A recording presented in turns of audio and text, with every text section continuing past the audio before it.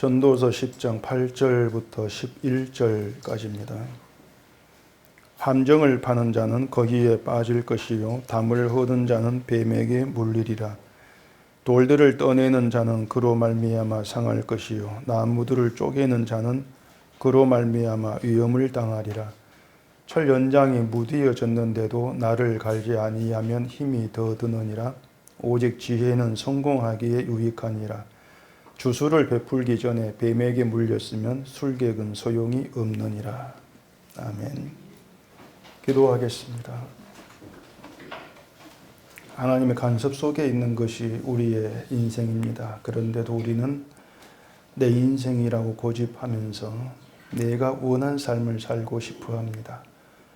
이러한 우리에게 하나님께서 어떠한 방식으로 일하시고 우리를 어떠한 길로 인도해 가시는가를 오늘도 말씀 안에서 보게 하시옵소서. 예수님 이름으로 기도합니다. 아멘. 우리가 성경을 보면서 이 성경이 나에게 감동이 되고 은혜가 되고 하는 것이 정말 어렵습니다. 성경에서 은혜를 받아야 된다 뭐 이런 말을 하기도 하지만은 은혜 받는 것은 고사하고 무슨 말인지 이해조차 안 되는 경우가 허다하죠. 그럴 때에 성경 어렵다, 그만 읽자, 덮자 그렇게 하지 마시고 하나님의 말씀인 성경인데 이 성경이 왜 어렵게 느껴지고 이해가 되지 아니할까 그런 생각을 좀 해보셔야 됩니다. 고민이라고 할까요? 그런 식으로 이 말씀을 대하는 우리의 문제를 좀 더듬어 보셔야 된다는 것이죠. 근데 성경이 참 어렵고 감동도 안 되고 은혜도 안 되고 그렇게 다가와지는 그 이유라고 할 수 있는 것 중에 하나가 일단 이 성경을 우리의 현실로 끌어가기가 어렵다는 겁니다. 성경과 이제 우리가 살아간 현실이 있지 않습니까? 이것이 마치 그 물과 기름처럼 안 섞이는 거예요. 우리 현실이 성경에 녹아들고 섞이는 것이 아니고 도무지 섞이지를 않습니다. 그래서 이 성경은 성경대로 우리의 현실은 현실대로 뭔가 제각각 따로 있는 것처럼 그렇게 느껴지기 때문에 관심도 없는 것이고 또 감동도 되지 않는 게 당연한 거죠. 우리가 살아간 현실과 맞지 않다 뭐 이렇게 느껴지기 때문에 관심이 안 가는 건데 그렇게 관심 가지 않는 내용에 감동이 되지 않는 것은 그건 당연한 겁니다. 사람이 책을 사면은 뭐 아무 책에 손 잡힌 대로 사는 게 아니거든요. 만약 그런 식으로 책을 사는 사람이 있다면 그 책은 읽기 위한 것이 아니죠. 그냥 뭐 책장 뭐 장식하려고 꼽아 놓는 거, 그 용도가 전부지 않겠습니까? 책을 고를 때에는 재미가 있느냐, 그리고 내가 필요한 지식을 얻게 해주느냐, 또 세상을 살아가는데 어떤 유익을 주거나, 그렇게 뭔가 나에게 도움되는 것이 있다고 읽을만 하다고 생각되는 그러한 책을 돈을 주고 구입을 하는 겁니다. 근데 성경은 그 어떤 조건에도 부합되는 것이 하나도 없어요. 세상을 살아가는데 어떤 도움되는 것도 아니고 내게 필요한 지식을 주는 것도 아니고 우리가 책에서 얻고자 하는 그 어떤 것도 성경에서 얻지를 못합니다. 그런데도 돈을 주고 사죠. 이유가 뭐겠습니까? 다른 책에 비해 싸니까 사는 겁니까? 요즘 성경은 싸지도 않아요. 상당히 비싸더라고요. 그래도 이제 성경책을 사는 것은 교회를 다녀야 되니까, 교회를 가서 예배를 드려야 되니까 성경책을 사지 않을 수가 없는 거죠. 요즘에는 거의 모든 교회가 성경책을 비치해 놓고 있습니다. 성경 본문, 찬송도 영상으로 다 띄워주죠. 때문에 성경책이 없어도 예배 드리는 지장이 없어요. 그래도 성경책을 사는 것은 내 성경책을 갖고 있어야 되고 집에서 성경을 읽지 않겠는가 이런 생각이 좀 있기 때문이라 할 수 있는데 아마 성경책에 대해서는 그게 전부일 거예요. 다른 이유가 없을 거란 말입니다. 그러니까 뭔가 이런 생각들이 있기 때문에 이제 성경에 관심이 가지 않는 것도 당연하고 또 어렵게 느껴지는 것도 당연하고 그런 것이 있죠. 근데 여러분 생각해 보세요. 우리가 먼저 있는 겁니까? 성경이 먼저 있는 겁니까? 성경이 먼저 있습니다. 우리가 존재하기 전부터 성경은 있는 겁니다. 성경 책이 먼저 만들었다 이것이 아니고 하나님의 말씀이 하나님의 뜻과 계획이 창세 전부터 이미 존재했다는 겁니다. 우리가 인간이 존재하기 전에. 그러니까 하나님의 뜻이 먼저예요. 하나님의 계획이 먼저인 것이고 그 뜻과 계획에 의해서 세상이 창조되었고 우리가 지금 존재하고 있는 겁니다. 그게 순서란 말이에요. 그렇다면은 무엇에 맞춰야 되는가 하는 건 분명해지는 겁니다. 하나님의 뜻과 계획이 이미 창세 전부터 먼저 존재하고 있고 우리는 나중에 존재하는 거예요. 그러니까 우리의 뜻과 계획은 나중입니다. 그러면은 우리의 뜻과 계획이 하나님의 뜻과 계획에 맞추어져야 되죠. 그게 맞지 않습니까? 이 말은 성경의 어떠한 내용도 내 뜻에 맞지 않는 게 당연하다 그것입니다. 성경 볼 때 그게 늘 인정이 돼야 돼요. 하나님이 우리의 뜻에 맞게 하나님의 뜻을 세우고 계획을 세웠다고 하지를 않지 않습니까? 그런데도 우리가 내 뜻과 계획을 가지고 자꾸 성경을 펼치니까 전혀 다른 내용을 우리가 이제 만나게 되어지면서 야, 이건 어렵다. 그런 느낌과 생각이 없을 수가 없는 거예요. 사실 우리가 이 성경의 모든 내용을 알게 되었다. 그리고 이해하고 받아들이게 되었고 믿는다. 그렇다면 세상 사는 일이 염려가 되고 걱정되는 일이 없게 됩니다. 왜냐하면 세상 현실이 중요하지 않는 게 돼버리는 거예요. 성경을 알게 되어지면은. 근데 성경을 자꾸 펼치면서도 이 세상을 살아가는 지금 내 현실을 자꾸 중요한 것으로 붙들고 있기 때문에 성경을 보고 믿는데 염려, 걱정은 그대로란 말입니다.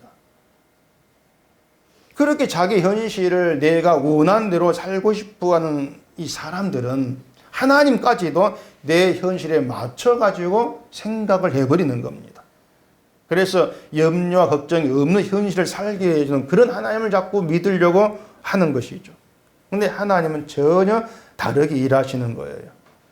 그러면서 우리가 알고 있는 하나님이 하나님이 아니라는 것, 이걸 알아가게 하시면서 하나님이 어떠한 분인가를 나타내시고 하나님 뜻한 그 길 우리를 이끌어가고 계시는 것이죠. 근데 우리가 정말 하나님과의 관계 속에 있는 신자라면은 기존에 알고 있던 하나님이 하나님이 아니었다는 것을 깨닫게 될 때, 그때 있지 않겠습니까? 성경 보면서 내가 알고 하나님이 하나님이 아니구나, 이걸 깨닫게 되어질 때에, 그리고 하나님이 어떠한 분인가를 바르게 알게 될 때, 그게 기쁨이 돼야 한단 말입니다. 기존 내가 알고 있던 하나님이 아니었구나. 뭔가 하나님에 대한 바른 깨달음이 있을 때 그게 기쁨이 되어지는 거. 사실 그게 신자됨이라고 하는 거예요. 왜냐하면 하나님이 아니라고 하는 것은요, 내가 기존 알고 있던 하나님이 우상일 뿐이었다는 그 사실을 알게 하는 거지 않습니까? 내가 알았던 하나님이 우상일 뿐이기 때문에 그 하나님은 나의 구원과는 무관한 거예요. 우리를 구원에 이르게 하는 사랑과 자비 하나님이 아니란 뜻이에요. 그렇다면 하나님을 안다 할지라도 멸망에 이르는 거죠. 그걸 우리가 생각해 본다면 하나님이 내가 잘못 알고 있었다, 아니었다, 이걸 알게 되어지는 거 정말 다행이다는 거. 이게 정말 기쁨이고 복이로구나, 이런 생각이 있어야 되는 거죠. 그러한 기쁨과 그러한 것이 복임을 깨닫는 그 길로 우리 데려가는 것이 하나님의 일하심이라는 겁니다. 내 뜻대로 되지 않게 하셔서 전혀 알지 못했던 생소한 그런 기쁨을 알게 하시는 것, 그게 하나님의 일하심이에요. 그렇기 때문에 우리가 분명히 하나를 좀 결론 지을 것은 하나님은 내 뜻과 계획대로 이루어지지 않으신다는 것, 늘 이것 하나는 분명히 좀 속에 세워두고 우리가 하나님에 대한 말을 들을 수 있어야 하는 것입니다. 오늘 본문 8절 보십시다. 함정을 파는 자는 거기에 빠질 것이요 담을 허는 자는 뱀에게 물리리라. 돌들을 떠내는 자는 그로 말미암아 상할 것이요 나무들을 쪼개는 자는 그로 말미암아 위험을 당하리라. 자, 그 함정을 파고 또 돌을 떠내고 돌을 캐낸다는 것이 돌을 떠내고 나무를 뭐 쪼개고 돌 뭐 이런 이제 일들은 세상을 살아가는 우리의 현실 속에 우리가 하는 일들입니다. 이 땅을 살아가면서 물론 지금이야 뭐 함정을 판다거나 뭐 돌을 떠내놓은 이런 일을 하고 사는 건 아니겠지만 옛날 고대 사회만 해도 이런 일을 살았지 않습니까? 나무 쪼개고 막 돌 캐내가면서 자, 이 함정은 누군가를 빠뜨리기 위한 계획과 목적으로 팝니다. 아니면 뭐 동물을 잡기 위한 함정일 수 있는 것이고, 그래서 어떤 그 설계를 보면은 남을 해롭게 하려고 함정을 파는 사람은 도리어 내가 그 함정에 빠진다. 이런 그 벌 받는다는 그런 이제 의미로 이 구절을 설교하는 것도 제가 이제 봤습니다. 남을 해롭게 하려다가 내가 함정에 빠지는 그런 벌을 받게 되니까 남을 해롭게 하려고 하지 말라는 겁니다. 그건 성경이 아니에요. 도덕적 교훈이죠, 그냥. 하나님 계시의 말씀을 세상 어디에서 들을 수 있는 교육, 도덕적 교훈으로 이제 뒤바꿔버리는 그런 폐단이죠. 함정을 파든, 담을 헐든, 돌을 떠내든, 나무를 쪼개든 그 일을 할 때에는 자기 계획과 자기 목적이 있습니다. 계획과 목적을 가지고 그런 일을 하죠. 함정을 파가지고 뭘 하겠다. 내 계획이 있지 않겠습니까? 담을 헐거나 돌을 떠내는 것도 계획이 있어가지고 그 일을 이제 시작을 한단 말입니다. 근데 내 계획을 가지고 시작한 함정에 내가 빠져버려요. 또 담을 헐다가 뱀에게 물려버립니다. 돌을 떠내다가 내가 그 돌에 상해버리는 그런 일이 발생하는 거죠. 그건 애초에 내 계획이 없던 일이에요. 내가 함정 파다가 함정에 빠져야 되겠다. 이런 계획 가지고 함정 파지를 않지 않습니까? 일하다가 내가 상하는 그런 계획을 우리는 안 세우는 거예요. 그러니까 사람의 계획과 선택이라고 하는 건 처음부터 끝까지 나에게 이익이 되는 걸 목적으로 하고 있습니다. 날 위한 계획과 목적을 세우고 일을 하는 겁니다. 그런데 내가 계획을 세우고 날 위해서 하는 그 일이 도리어 나를 해롭게 하는 경우가 비일비재하게 발생하지 않습니까? 우리가 살아가면서 이제 보게 되면은 그런 일을 수없이 겪게 되어지는 거예요. 여행 계획을 세우고 길을 떠납니다. 여행의 계획의 목적은 즐거움이죠. 나의 즐거움을 위해서 여행을 떠납니다. 근데 여행 도중에 교통사고를 겪습니다.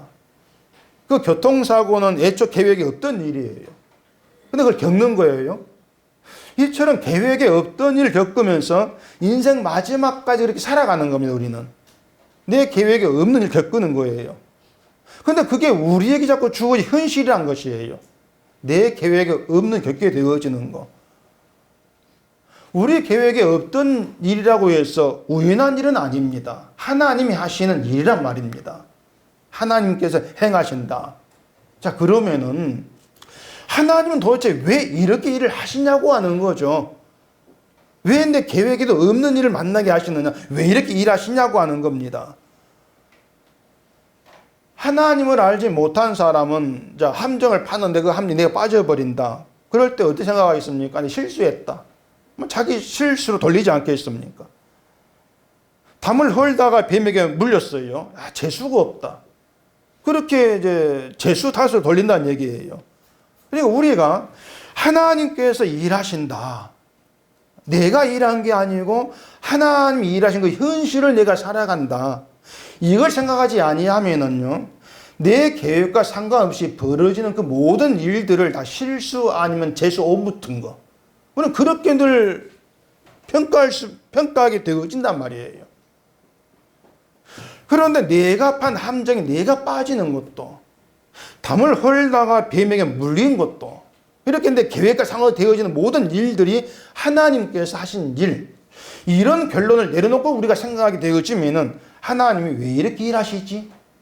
이런 무릎으로 나아갈 수가 있는 겁니다. 그리고 한 가지의 답을 내릴 수가 있죠. 그것은 내 계획과 내 선택을 믿지 않게 하기 위함이다. 우리는 그런 결론을 일단 내려볼 수가 있는 거예요. 내 계획과 다른 결과를 하나님께 자꾸 우리 주시는 거. 이것은 내 계획대로 안 된다. 네 계획과 네 선택 믿지 마. 이런 하나님의 뜻이 있는 것은 답을 내릴 수 있다는 얘기입니다. 그럼 무엇 때문에 하나님은 내 계획과 선택을 믿지 못하게 일을 하시는가 도대체? 왜? 무엇 때문에? 하나님이 우리를 인도에 가신다고 하는 것은 천국으로 데려가기 위함입니다. 영원한 영광을 누리게 하겠다.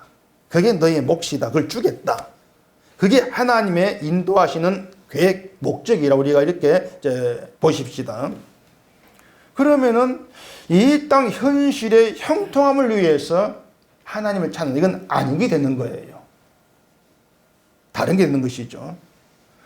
자, 하나님은 자기 백성을 창세 전에 예정했고 선택을 했다고 했습니다. 성경이지 않습니까? 창세 전이에요. 그리고 택하신 그 백성을 세상에서 불러내시고 하나님을 알게 하고 믿게 합니다. 이게 다 하나님께서 일하신 것이에요. 근데 그렇게 부름받은 하나님의 백성으로 하나님 믿는다고 하는 것은 하나님을 막연하게 믿는 것이 아니고 하나님의 선택과 계획대로 내가 되어진다. 그 선택과 계획을 믿는 겁니다. 그게 믿음이란 얘기예요. 이걸 여러분이 잘 알고 계셔야 돼요. 뭘 믿습니까? 하나님 믿습니다. 그 믿음의 내용이 뭐예요? 하나님의 선택과 계획을 믿는 겁니다. 이렇게 나가셔야 돼요. 근데 내용이 뭡니까? 물으면 내용이 그냥 모르는데 나 믿는 건데 이건 뭔가 좀 수상한 거예요. 믿음의 의미를 모른다고 하는 것이죠. 그러니까 나는 믿는 게 하나님의 선택과 계획을 믿어요. 이렇게 분명하게 얘기할 수 있다는 것이 뭐냐면 믿음과 믿음 아닌 것이 어떻게 구별되느냐 보여주는 거예요. 선택과 계획을 모르면서 그걸 마음에 두지도 아니하면서 하나님 믿어. 이건 가짜라는 겁니다. 이건 아니라고 하는 거예요. 하나님이냐 하나님이 아니냐 이러한 문제도 나는 하나님의 선택과 계획을 믿습니다. 이걸 통해서 당신은 하나님을 알고 믿고 있는 것이다. 이렇게 얘기할 수가 있는 것이죠. 이 정도만 얘기를 해도 지금의 교회 가르치는 믿음과 믿음 아닌 것이 어떻게 다른가를 우리가 알 수가 있는 거예요. 교회에서 정말 쉽게 들을 수 있는 믿음은 내 계획과 뜻을 이루기 위한 겁니다. 어딜 가도 그런 믿음을 그렇게 얘기하면 우리는 들을 수밖에 없어요. 하나님 믿으면 하나님이 내 뜻과 계획을 이루도록 도와주신다고 하는 겁니다. 근데 믿음은 그게 아니에요. 믿음은 내 뜻과 선택이 아니고 하나님의 선택과 계획을 믿는 겁니다. 그게 진짜 그게 믿음이란 말입니다. 그렇게 오면은 기독교인들은 머리 흔들어가면서 믿습니다 하는 게 이게 정말 어찌 보면 묻지마 믿음이에요. 그래서 묻지마 믿음. 오늘 새로운 용어 나왔는데 묻지마 믿음. 아 이게 새로운 게 아니구나. 그러니까 묻지마 관광 있잖아요. 묻지마 관광. 누구인지도 묻지 말고 전화번호 묻지 말고 어디 사는가 묻지 말고 아무것도 묻지 말고 그냥 여행 목적에 맞게 그냥 즐기자. 그게 묻지마 관광 아닙니까? 부담 없이. 기독교인들이 하나님을 믿는다고 하면서 하나님에 대해서 아는 것보다도 내 믿음의 목적만 이루어지면 되는 거예요. 믿음이 부담되는 걸 싫어하는 거예요. 어려움을 싫어하는 것이고. 그런 게 현실이기 때문에 이 가짜 믿음이 인기가 있는 거죠. 묻지마 믿음이. 정말 인기 있는 거예요. 아무것도 묻지 말고 하나님 뭔가도 묻지 말고 믿음도 묻지 말고 그냥 믿자.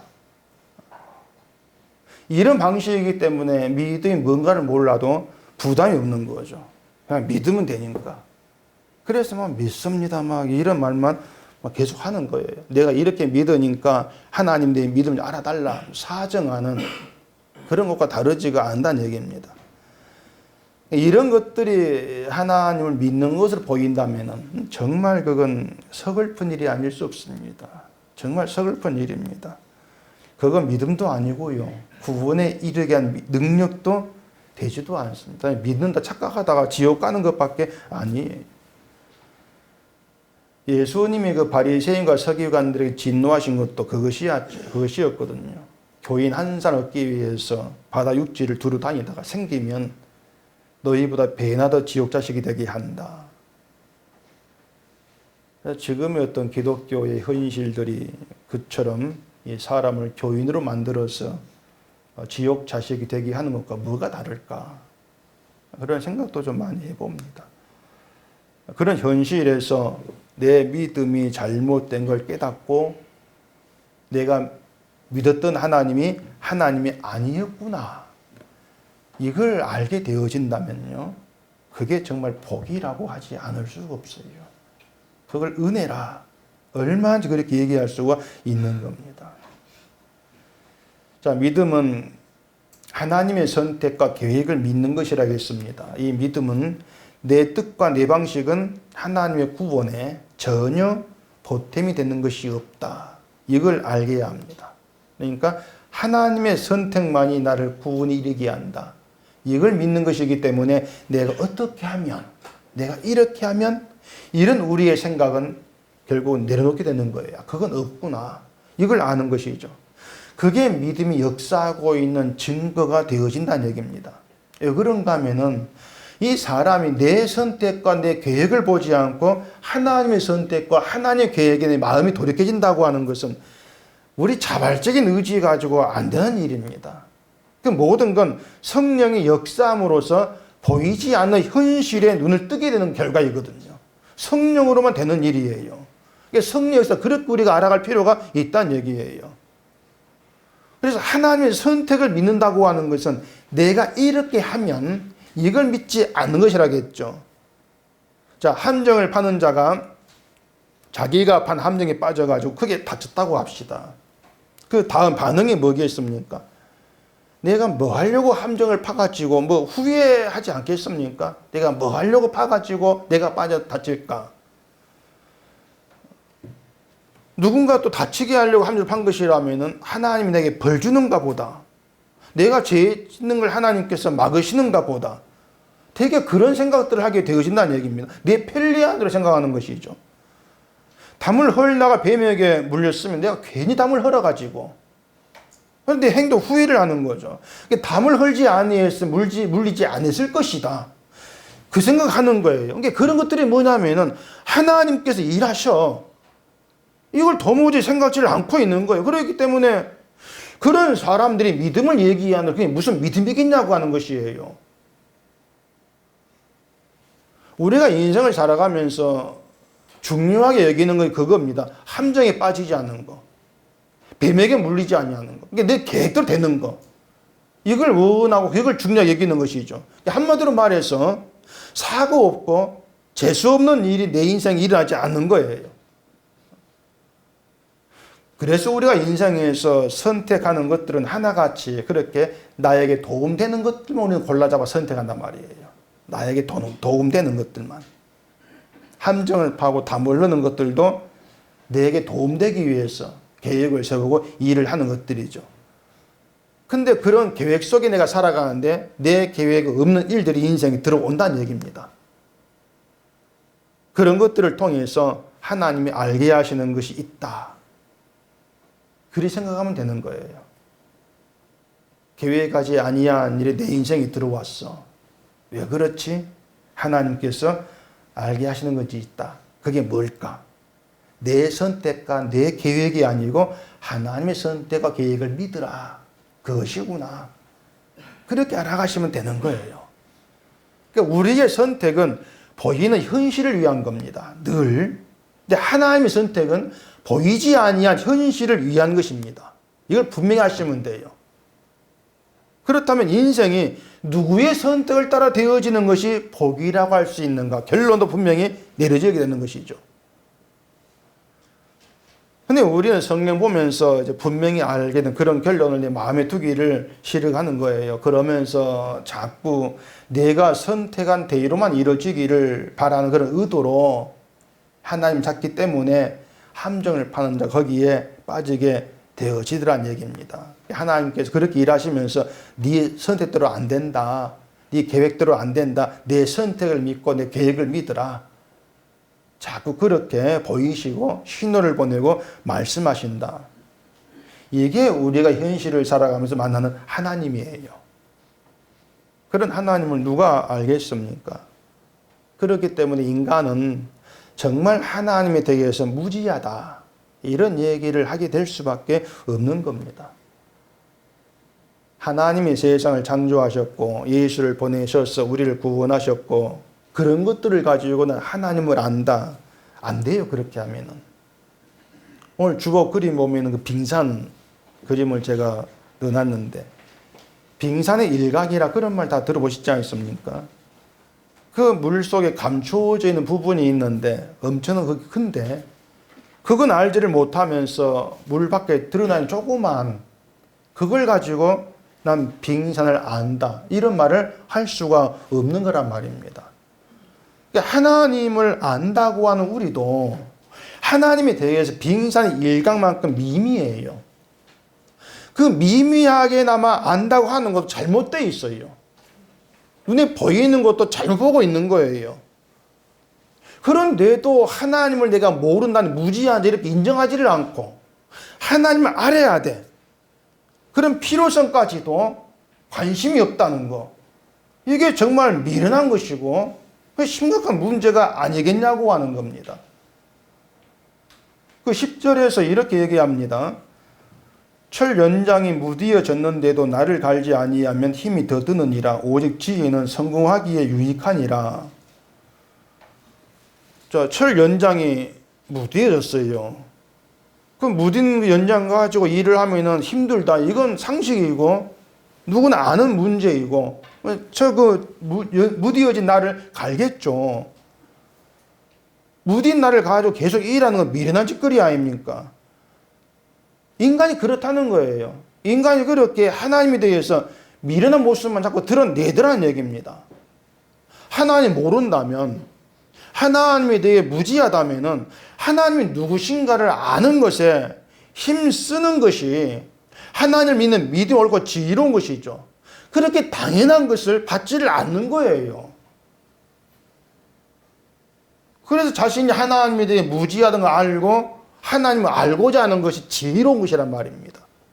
그런 지혜가 믿음의 성공이 유익하다고 하는 겁니다. 믿음의 성공은 주를 믿고 구원에 이르는 거예요. 주를 아는 게 믿음의 성공이죠. 그게 지혜가 되는 것이고. 또 11절에는 이런 얘기합니다. 주술을 베풀기 전에 뱀에게 물렸으면 술객은 소용이 없느니라.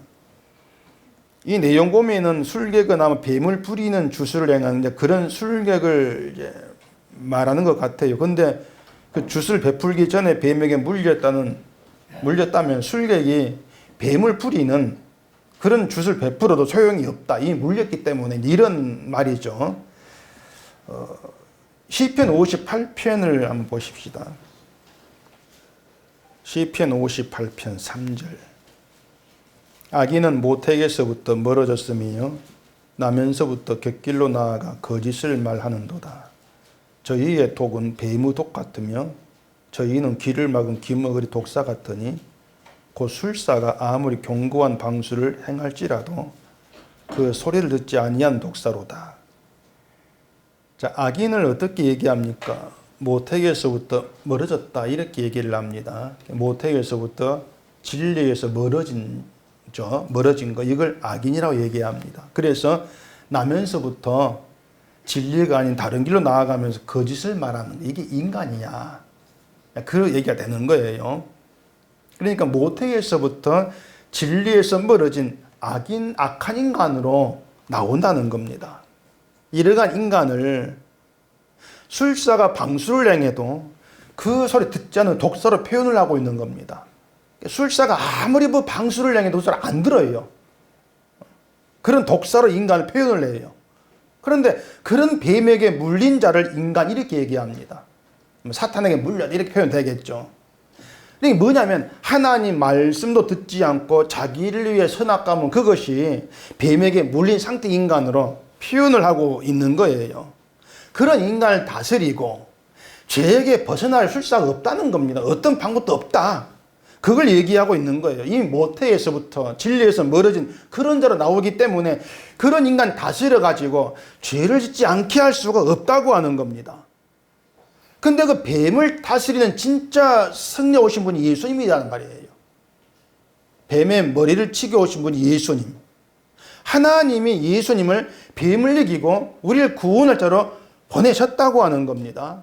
그게 하나님의 선택이고 계획이라고 하는 겁니다. 그러니까 그런 하나님의 선택 계획 앞에서 이미 뱀에 물린 자, 이렇게 표현되고 있는 우리는 다른 방법을 끄집어낼 수가 없어요. 어떤 술사의 방술도 안 통한다는 얘기는 물렸으니까 소용이 없다는 거예요. 그 얘기를 하고 있단 말입니다. 그게 인간이야. 근데 사람은 어떻게 합니까? 자꾸 내가 뭔가 받을 수 있는 걸 기대하면서 내 방법을 끄집어내지 않습니까? 아무 소용이 없는데. 그런 것도 인간을 모르는 거예요. 하나님 모르고 무지한 상태에 자꾸 내 방법을 끄집어내고 있는 거죠. 내 계획을 끄집어내고 있는 것이고. 그런 것들 하나하나가 성경과는 전혀 다른 격길로 흘러가고 있는 악인의 모습을 그대로 드러내고 있는 현실이란 말입니다.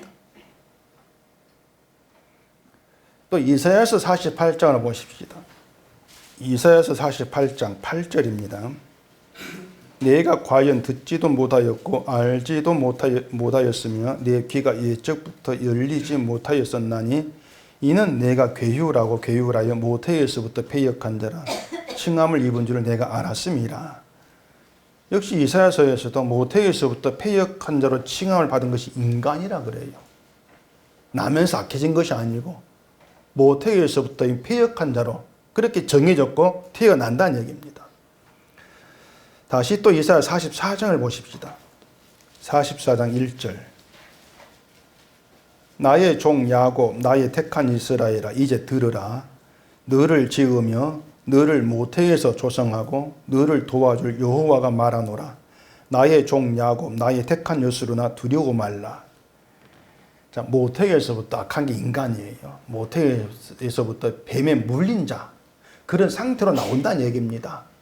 그러니까 태어날 때부터 어떤 술사도 다스릴 수 없는 그런 인간됨으로 나온다는 거예요. 근데 하나님이 자기 백성을 역시 모태에서부터 택하신다는 얘기입니다. 모태에서부터 택했다는 거예요.